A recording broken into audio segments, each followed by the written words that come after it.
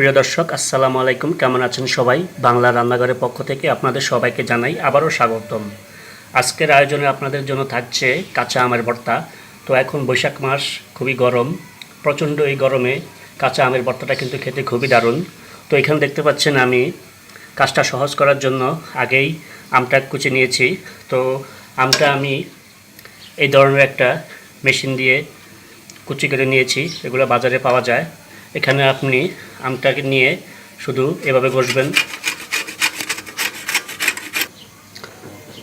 তো দেখুন, এভাবে আমরা পুরো আমটা কুচি নিয়েছি।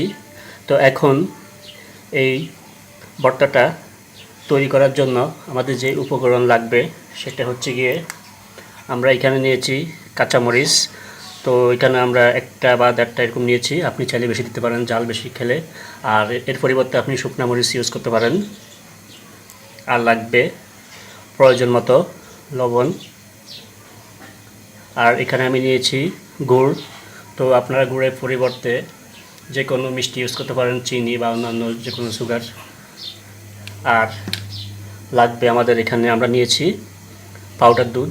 তো আপনি চাইলে যে কোনো তরল দুধ ইউজ করতে পারেন। তো আমরা একে একে এখানে সবগুলো মিক্স করব।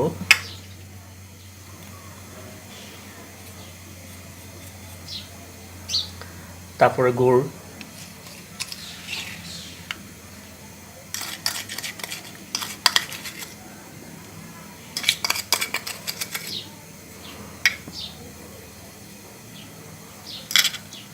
তারপরে কাঁচামরিচ,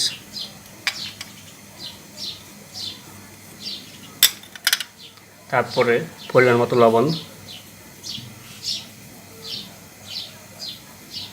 তারপরে এগুলাকে একসাথে ভালো করে মিক্স করতে হবে।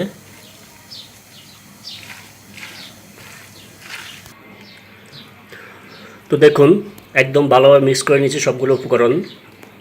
তো দর্শক দেখুন, খুব সহজে তৈরি করে ফেললাম আমরা কাঁচা আমের ভর্তা। এটা খেতে কিন্তু খুবই দারুণ। তো আপনারা অবশ্যই ট্রাই করবেন, কোনো প্রকার ঝামেলা ছাড়া খুব সহজে তৈরি করা যায় কাঁচা আমের ভর্তা। তো বন্ধুরা, আমাদের ভিডিওগুলো যদি আপনাদের ভালো লেগে থাকে তাহলে অবশ্যই লাইক, কমেন্ট এবং শেয়ার করে অন্যকে দেখার সুযোগ করে দেবেন। ধন্যবাদ সবাইকে।